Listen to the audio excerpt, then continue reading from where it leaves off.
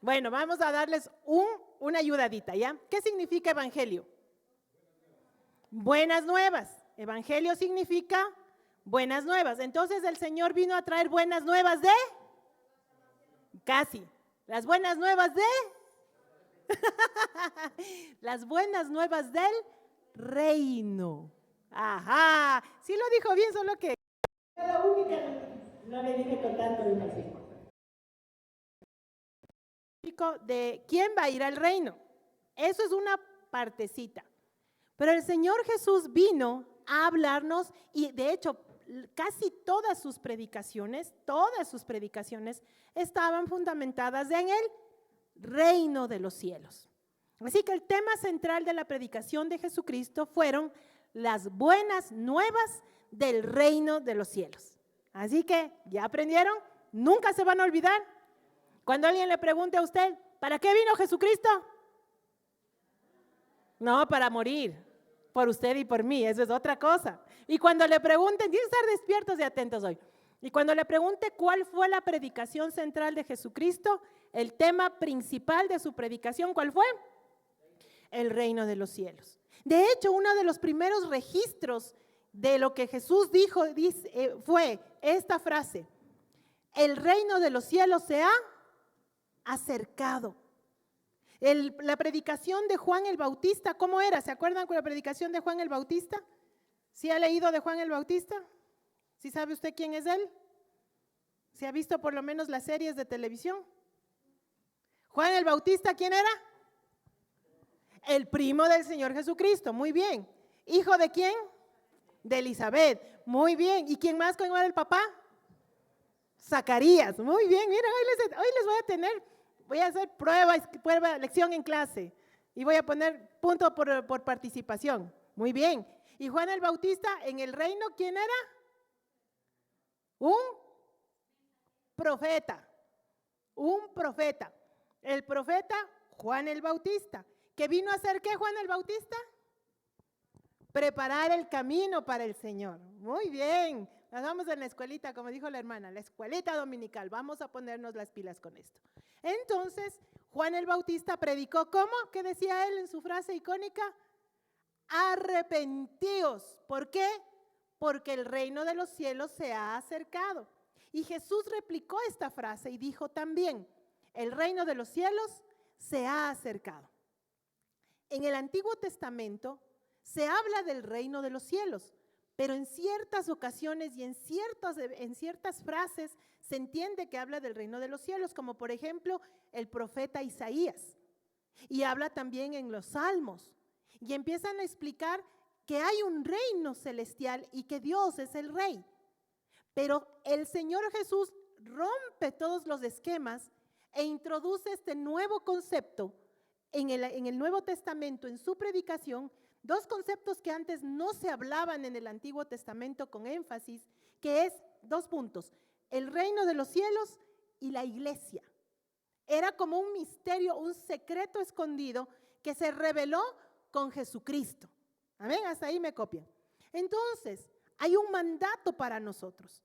Y yo hoy día les he traído todos los detalles que seguro usted ya los ha escuchado, yo también, pero como esto ha pasado en este momento, pregunto y como que se quedan dubitando. Vamos a ir aclarando todo lo que la palabra del Señor dice respecto del reino de los cielos. ¿Sí? Es increíble cómo veo los ojos de toditos acá. ¿Sí sabían que desde aquí se ve todo? Chévere, así como ustedes me ven todo lo que digo, lo que no digo, cómo me expreso. Bien, vamos a ver. El reino de los cielos, la palabra habla de varias cosas del reino. Primero, que el reino de los cielos tiene requisitos. El reino de los cielos está cerca de nosotros. El reino de los cielos está para la eternidad, entre otras cosas. Así que yo les voy a pedir que vayamos a la Biblia, a Mateo, capítulo 13, y vamos a escuchar, vamos a ir viendo las cosas que el Señor nos va explicando, solo déjale pendiente, no vamos a leerlo todavía, respecto de lo que es el reino de los cielos. ¿Y por qué tenemos que saber nosotros lo que es el reino de los cielos? Porque hay un mandato que nos dio el Señor. ¿Que hagamos qué? Busquemos el reino de los cielos y su justicia. ¿Para qué? Para que tengamos la bendición de las añadiduras. Y créanme que si cambiaríamos el hecho de, en lugar de andar buscando las añadiduras, buscaríamos el reino, la vida se nos haría más sencilla. Pero por cuanto nos pasamos buscando las añadiduras y por andar buscando las añadiduras nos olvidamos del reino, la vida se nos hace complicada. Ya vivir en esta tierra el Señor nos advirtió, en el mundo tendréis aflicción, pero nos dijo que nos regocijemos porque Él ha vencido el mundo. En pocas palabras nos dice, toda aflicción que tú tengas va a ser vencida porque Cristo ya lo venció. Amén. Entonces, en ese momento el Señor nos dice que Él sabe, Dios sabe de qué cosas tenemos necesidad. Vamos a ver esto, les aseguro que sí me responden rapidito. ¿Cuáles son nuestras necesidades? Alimento, ¿qué más? Salud, vestido, ¿qué más? Vivienda, ¿qué más necesitamos? Agua, ¿qué más? Luz, internet, ¿qué más? Salud, ya lo dijeron. ¿Qué otra cosa necesitamos? Educación, paz, dinero. Sí, está bien, tranquila mi hermana, es verdad. ¿Necesitamos o no necesitamos dinero? Levante la mano quien no necesita dinero. Levante la mano para decirle cuánto te envidiamos. Necesitamos dinero. ¿Por qué necesitamos dinero? ¿Porque somos unos pecadores materialistas? No, porque estamos dentro de un sistema. Dígame usted, ¿necesitamos internet o no necesitamos internet? Ay, qué superfluos que somos, qué vanidosos. Eso es vanidad de vanidades, todo es vanidad. ¿Necesitamos o no necesitamos? Obvio. Hay personas que trabajan a través del internet y su trabajo sin internet no hay trabajo. ¿O no? Y nos ponemos histéricos porque el banco no funciona rápido, porque está lento el internet. ¿O no? Es necesario.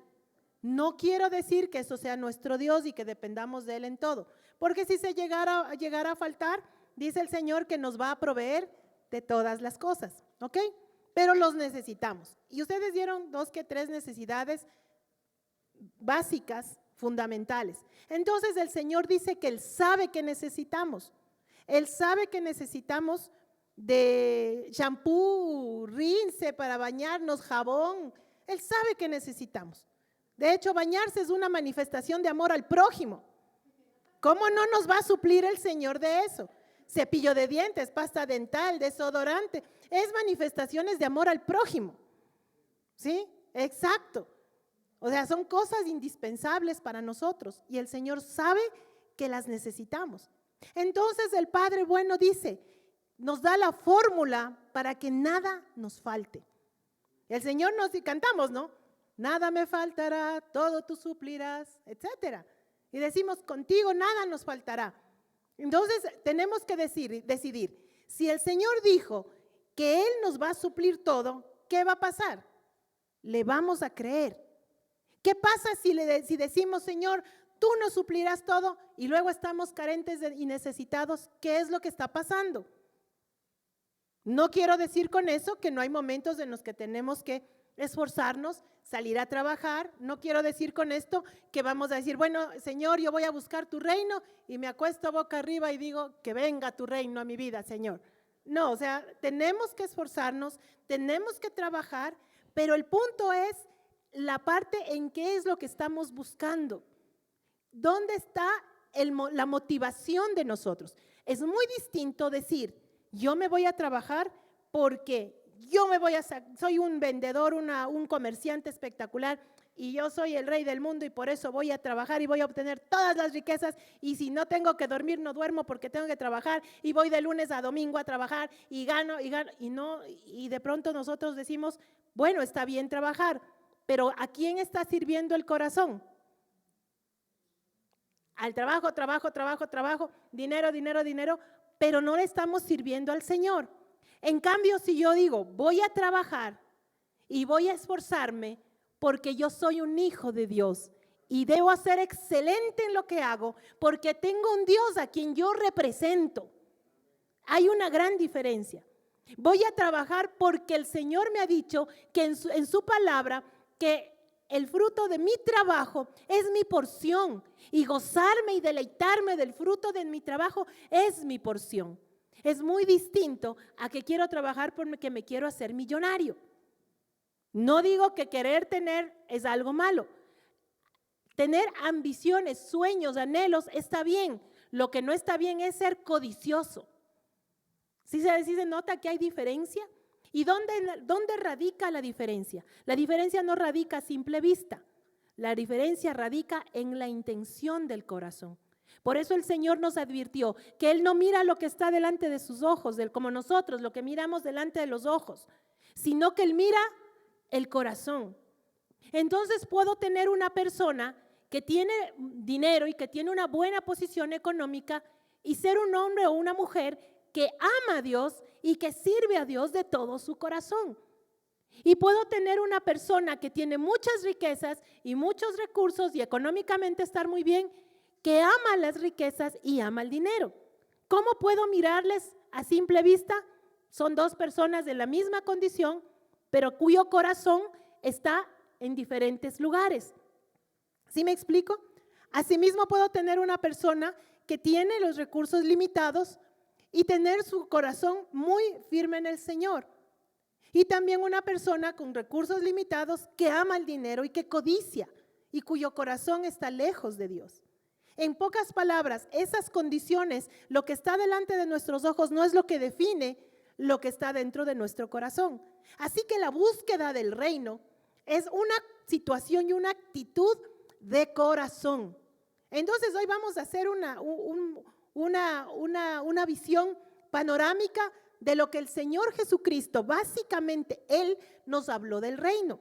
Y también he tomado otras palabras por ejemplo, del apóstol Pablo respecto del reino. Y esta palabra que dijo Juan Bautista, que arrepentíos porque el reino de los cielos ha llegado. Y ahora el arrepentimiento, ¿es una condición para el reino? Definitivamente sí. Si no hay arrepentimiento, no hay acercamiento del reino. El reino es, yo le voy a poner como algo físico. Es como si el reino se estuviera por encima de nosotros, aquí tan cerca, que solamente hay que levantar la mano y ya hemos tocado el reino. Pero el punto es, estoy haciendo un símil, una figura para poder explicarnos. Pero muchas veces los seres humanos, en lugar de levantar la mano, hacemos esto.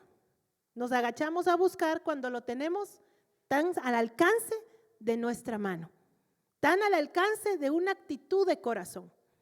El Señor nos dijo del reino, por ejemplo, que hay palabras del reino. El Señor nos dijo que hay palabras del reino. Entonces nosotros tenemos que aprender a vivir en función de esas palabras del reino. Ahora, el reino es algo espiritual, no es algo físico, no es un trono como el trono humano, es un trono celestial, donde está sentado ¿quién? El Padre, dice, el que está sentado en el trono y al Cordero, como nos dice en Apocalipsis. Es nuestro Dios, Padre, Hijo y Espíritu que está sentado en el trono. Que nos ha venido el Señor Jesucristo, vino a esta tierra a darnos las palabras del reino. También nos dijo el Señor que el reino no es de este mundo. No es de este mundo. Este mundo es, ya les voy a explicar en una parábola cómo el Señor representa este mundo en el que vivimos. También nos dijo que el reino no se trata de comida ni de bebida. En pocas palabras, esto no es algo material. ¿Hasta ahí vamos? ¿Me copian? ¿Sí? Nos dijo también que en el reino hay rangos. Hay una estructura en el reino. Por eso dijo que cuando habló de Juan el Bautista, dijo que él en el reino era uno de los más pequeños. Entonces, si hay pequeños, quiere decir que hay rangos. También dijo, este será grande en el reino. O sea, ¿quién va a ser grande en el reino? ¿Se acuerdan? Usted lo sabe. El que va a ser ¿qué? El que sirve a los demás es el mayor. Entonces, cuando hay servicio, hay un rango en el reino. ¿Dónde se sirve? Aquí en la tierra. Entonces, cuando usted es un servidor de otros, usted tiene un rango en el cielo. ¿De acuerdo? ¿Hasta ahí me copia? ¿Vamos bien? También nos dijo el Señor del reino que el reino no tendrá fin. Como no es un reino terrenal, no va a tener fin. También nos dijo el Señor que hay que entrar en el reino. Hay algo que hacer para entrar en el reino. Y la puerta de entrada se llama Jesucristo. Solamente a través de Jesucristo entramos en el reino. Y también nos dice el Señor que no todos entrarán en el reino. Ahí el apóstol Pablo nos da un listado de quienes no entrarán en el reino. Yo no les voy a decir, usted lo va a ir a buscar. Hay un listado de quien no entrará en el reino. Les pongo un ejemplo. Los mentirosos no entrarán en el reino. También, pero solo voy a tomar porque es fácil decir, no, que los borrachos no entrarán en el reino. Allá los borrachos de allá. Pero ¿y los mentirositos? ¿Quién no ha dicho una mentira por aquí? A ver. ¡Auch! Entonces, mire, hay requisitos. ¿Quién no entrará en el reino? Está la palabra, ¿quién no entrará en el reino? También nos dice el Señor que de los niños es el reino de los cielos. Si hemos leído en las bienaventuranzas que de los niños es el reino de los cielos. También nos dice que hay que recibir el reino de los cielos como niños, porque el niño tiene un corazón totalmente abierto para lo que viene de Dios. ¿Sí? Prácticamente no hay niño que se niegue a recibir lo que de Dios viene. También nos dice que de los pobres de espíritu es el reino de los cielos. ¿Sí se acuerda lo que es ser pobre de espíritu? ¿Sí? ¿Se acuerda o no se acuerda? Le doy un recordatorio. El pobre de espíritu es el que sabe que separado de Dios nada puede hacer. El pobre de espíritu es el que sabe que depende y necesita de Jesucristo. El pobre de espíritu es el que sabe que su riqueza no está en sí mismo, sino viene de Dios. Ese es el pobre de espíritu. También la palabra del Señor nos dice que respecto de su reino, que hay hijos del reino, que hay necesidad de ser llamado hijo para poder estar en el reino. Por eso el Señor dijo que nos vino a dar un espíritu de adopción. Por eso es que cualquiera que sea guiado por el Espíritu Santo es hijo de Dios. Y el que es hijo de Dios es hijo del rey, por tanto es hijo del reino. ¿Hasta ahí vamos bien? ¿No les he perdido? Bien, también nos dice que el reino de los cielos sufre violencia. ¿Se ha escuchado esta palabra? Y que ahí tengo que hacer una reflexión. Dice que desde Juan el Bautista hasta estos días, o sea, hasta hoy, el reino de los cielos sufre violencia y solo los violentos lo arrebatan. ¿Han escuchado esa palabra? Hasta hay una canción que dice arrebato. Pero quiero decirles que ese versículo no nos dice a nosotros que nosotros tenemos que arrebatar el reino de los cielos, porque el Señor nos dice al respecto del reino de los cielos que el reino de los cielos nos ha sido dado. De hecho, la palabra del Señor nos dice manada pequeña. No se preocupen, manada pequeña, porque a su Padre Dios le ha placido daros el reino. Todo lo que les estoy diciendo es versículos bíblicos. Yo no le estoy poniendo todo eso aquí porque sería muy largo para poder ir leyendo de uno en uno. Así que si usted le da curiosidad, apúntese y vaya a buscarlo o me lo pregunta después, ¿dónde está eso? Porque yo se lo puedo dar. Entonces la palabra del Señor dice que respecto de lo que sufre violencia el reino de los cielos, es que se ha acercado de tal manera a nosotros que tenemos nosotros la responsabilidad como hijos de Dios de tomar ese reino, vivirlo, establecerlo y hacer que se extienda y se expanda. Pero lamentablemente hay gente que sí, dice gente violenta, que arrebata el reino y lo roba y lo pisotea. ¿Quieren saber cuál es ese? Yo les hago una pregunta. He oído entre cristianos que dicen esto: la gente no quiere saber nada de Dios. Yo le hablo de Dios y no quiere escuchar. ¿Usted le ha pasado eso? ¿Lo ha pensado? ¿Lo ha sentido? ¿Quiere que le diga una cosa? Eso es una mentira del enemigo. ¿Sabe por qué? Porque la gente sí necesita de Dios. Solamente que va y lo busca donde no debe buscarlo. ¿Cuánto negocio tienen los adivinos? Al inicio de año usted sabía que hay muchísimo recurso que se va donde los hechiceros para saber cómo les va a ir el año nuevo. para hacerse los baños de amor, las limpias y todas esas cosas. ¿Sí sabían ustedes eso? Que tienen en el inicio del año muchísimos recursos. ¿Por qué?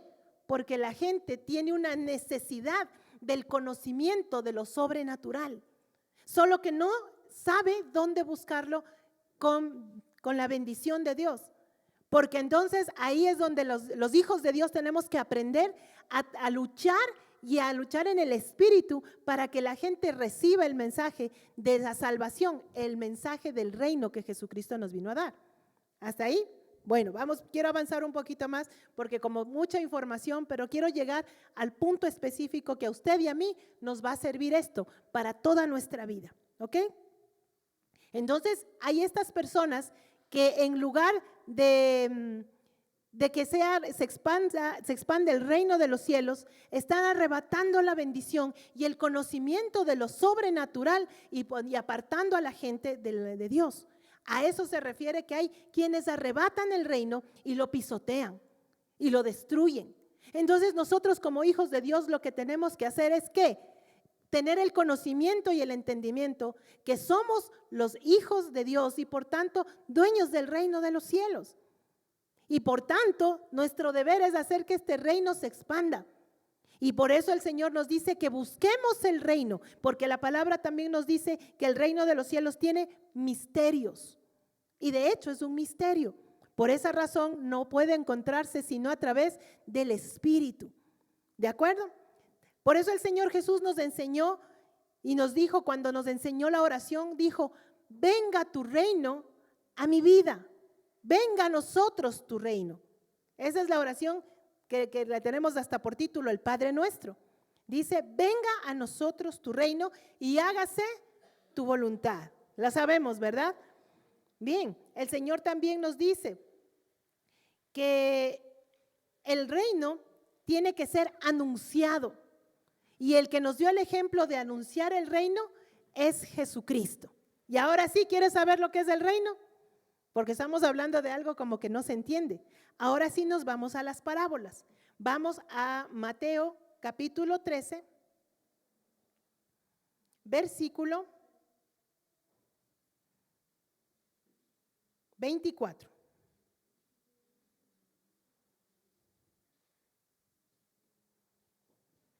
Dice así, les refirió otra parábola. El reino de los cielos es semejante a un hombre que sembró buena semilla en su campo. Mira, pilas, hay muchas predicaciones al respecto de esto y no voy a predicar de parábola en parábola, pero sí quiero que con esto nos acordemos que fue Jesús, nuestro Señor Jesús, el que nos está enseñando qué es el reino. Como es algo espiritual, nos hace similitudes con lo que conocemos para que se nos haga más sencillo entender. Entonces dice que el reino de los cielos es semejante a un hombre. Pilas, ¿semejante a quién? A un hombre. ¿Qué hizo este hombre? Sembró una buena semilla en su campo, pero mientras dormían los hombres, vino su enemigo, sembró la cizaña entre el trigo y se fue. Cuando brotó la semilla y dio fruto, apareció también la cizaña. Fueron entonces los siervos del padre de familia y dijeron, Señor, ¿no sembraste buena semilla en tu campo? ¿Cómo pues tiene cizaña? Él les dijo, un enemigo ha hecho esto. Y los siervos le dijeron, ¿quieres pues que vayamos y la arranquemos? Él les dijo, no sea que al arrancar la cizaña, arranquéis también con ella el trigo. Dejad crecer juntamente lo uno y lo otro hasta la siega. Entonces yo diré a los segadores, recoged primero la cizaña y atadla en manojos para quemarla, para recoger el trigo en mi granero. Entonces vamos rápidamente. ¿Quién es el hombre? El hombre es el reino, prácticamente es nuestro Padre Celestial. Esta búsqueda del Señor dice que Él sembró ¿en dónde? En un campo, en su campo. ¿Cuál es el campo? Es esta tierra donde nosotros estamos. En este campo sembró el Señor su fruto, sembró a los hombres, sembró en la tierra al ser humano. Y también el enemigo sembró cizaña. Entonces crecen juntamente y al final en el reino va a haber una separación entre el trigo y la cizaña. Se parecen mucho el trigo y la cizaña. ¿Cuál es la diferencia entre el uno y el otro? El fruto. La cizaña se aplasta y vuela y no queda nada, pero el trigo le aplastas y queda el fruto, queda la pepita del trigo.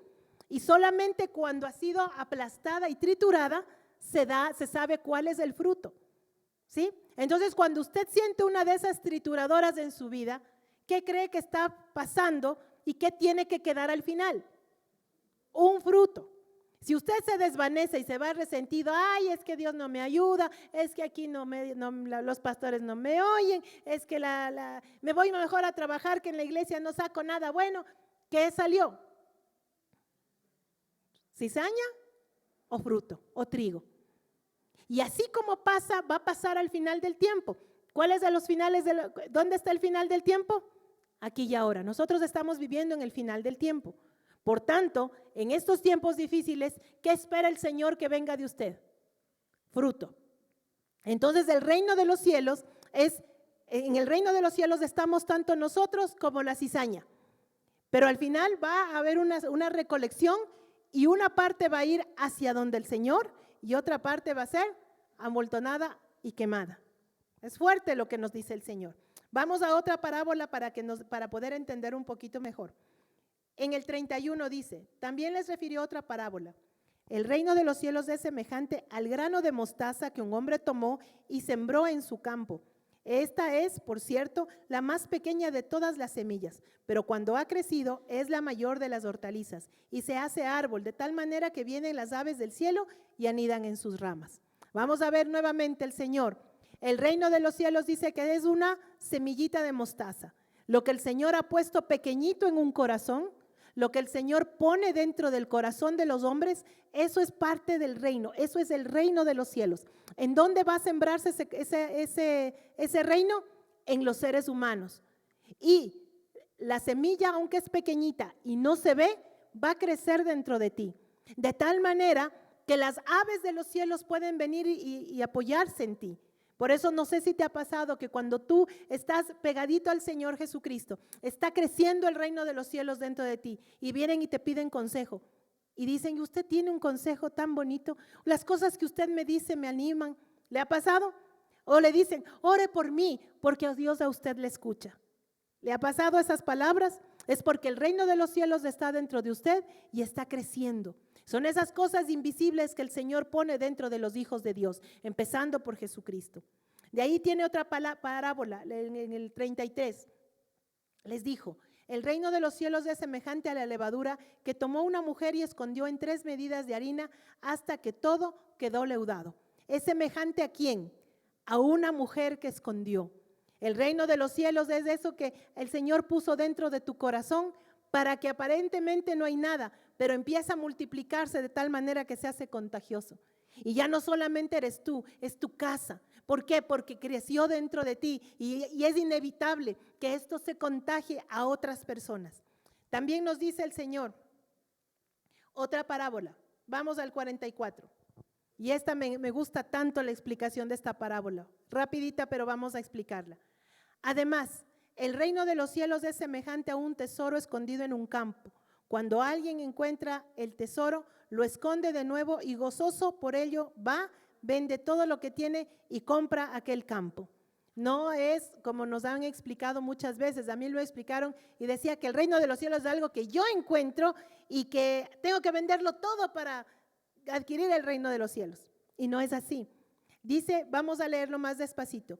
El reino de los cielos es semejante a un tesoro escondido. ¿Cuál es el reino de los cielos?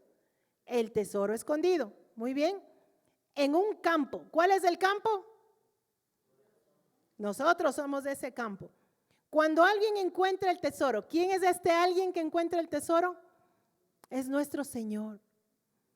Él encuentra dentro de ti el tesoro. Y dice que gozoso vende todo para adquirirlo.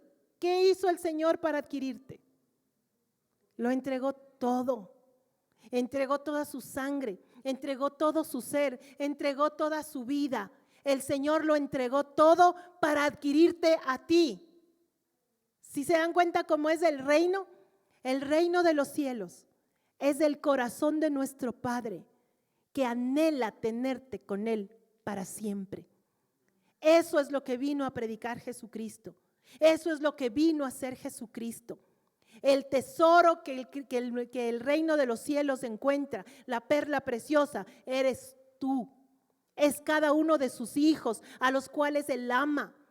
Jesús les vino a decir, el reino de los cielos se ha acercado. No les vino a decir, tienes que esforzarte, dejarlo todo para llegar al reino. No, lo que dejamos todo es cuando entendemos cuánto nos amó el Señor para ser Él el que lo dejó todo. Y luego de entender cuánto nos amó el Señor, y luego de entender cómo nos amó el Señor, y luego entender que Él lo dejó todo por amor a nosotros, ahí es donde nosotros decimos, Señor, tú te mereces que yo por ti haga lo mismo.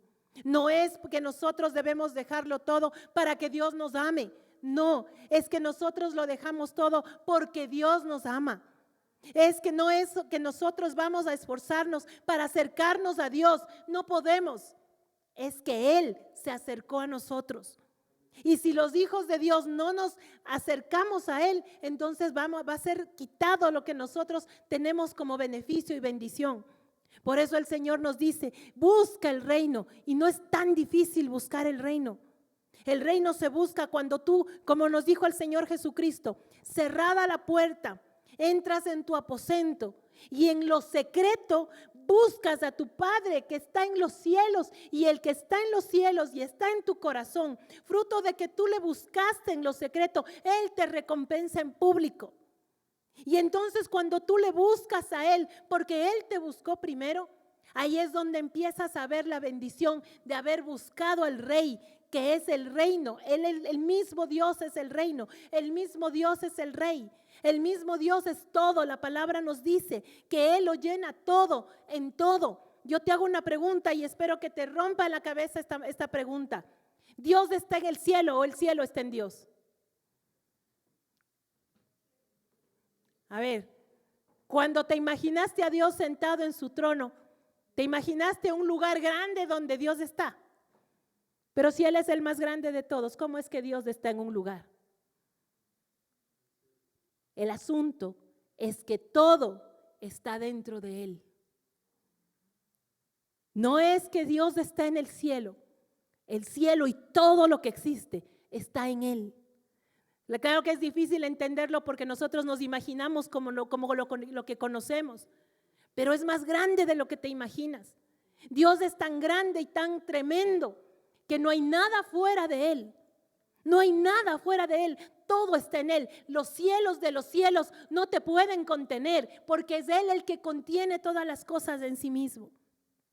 Por tanto, ese Dios grande y maravilloso ha hecho este misterio. Esto es un misterio. ¿Cómo es que los seres humanos tenemos el privilegio y la bendición de alcanzar el reino de los cielos? Cuando Jesús acercó todo, el Señor cuando estaba liberando a un endemoniado, los fariseos le dijeron, por Belcebú, el príncipe de los demonios, echa fuera a los demonios. Y Jesús, ¿qué les respondió? Si yo echo fuera los demonios por el dedo de Dios, en otra versión le traducen, por el Espíritu Santo, entonces el reino de los cielos se ha acercado. Cuando hay libertad en el pueblo de Dios, de toda influencia demoníaca, el reino de los cielos se ha acercado. Dígame si no está pasando esto en las vidas de los seres humanos. Cuando tú te arrepientes, cuando renuncias, cuando echas fuera demonios, se tienen que ir, porque cuando eso pasa es que el Espíritu de Dios está operando en los hijos de Dios. Por tanto, el reino de los cielos se ha acercado. Y el reino de los cielos, mis amados, es nuestra prioridad número 1.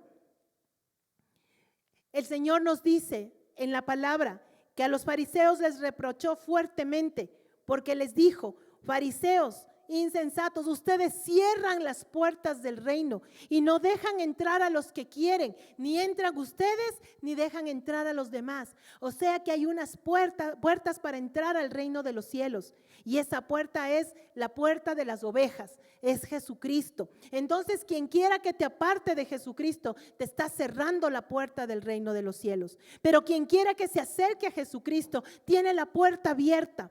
En Apocalipsis nos dijo el Señor: yo abro la puerta, hay una puerta abierta que pongo delante de ti, que nadie la puede cerrar, y esa puerta es la puerta del reino de los cielos. Lo único que usted y yo tenemos que hacer es cruzar por esa puerta.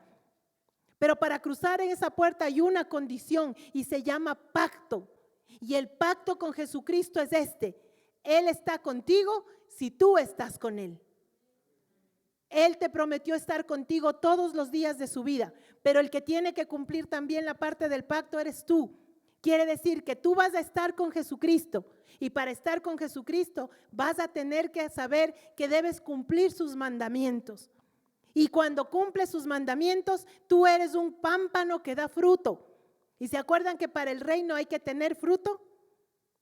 Frutos dignos de arrepentimiento, frutos de búsqueda de su presencia, fruto de la unción que el Señor te da, frutos ministeriales. Hay muchos frutos que la palabra nos enseña. En otro momento les explicaré de uno en uno los frutos. Pero aquí viene lo importante.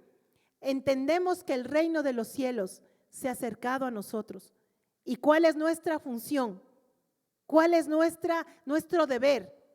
Cerrar la puerta, buscar en lo secreto, que ahí en lo secreto el Señor te recompensará en público y te dará todo lo que tú necesitas.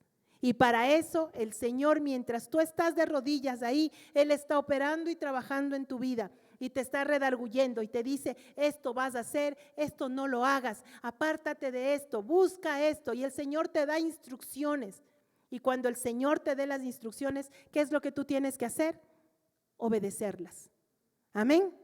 Entonces, lo que quiero que te lleves a tu casa el día de hoy, toda necesidad en Cristo Jesús la tienes cubierta.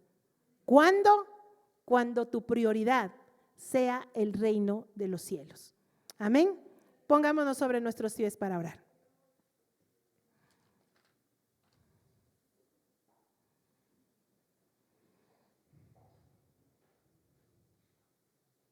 Usted va a leer en casa el resto de las parábolas. Usted va a leer la parábola del comerciante.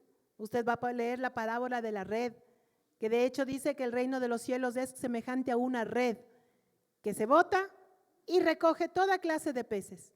Y luego hay la separación. El Señor está con su red extendida y los que son de los suyos serán separados para su lugar, para el lugar para siempre con Él. Así que estamos en este proceso y tenemos que buscar el reino de los cielos. Y ahí además nos añade una cosa: y su justicia. Solamente quiero aclarar lo que significa la justicia del reino de los cielos. La justicia del reino de los cielos es esto: Cristo murió para que el que no es justo sea llamado justo. Y Cristo llevó en sí todos los pecados y Él recibió el castigo que merecíamos por causa de nuestros pecados, para que ni tú ni yo vivamos en condenación. Si algo te está condenando en tu corazón en este día, eso no viene de tu Rey. El Señor murió para que seamos libres de condenación y esa es la justicia del reino. Por tanto, vas a buscar el reino y su justicia.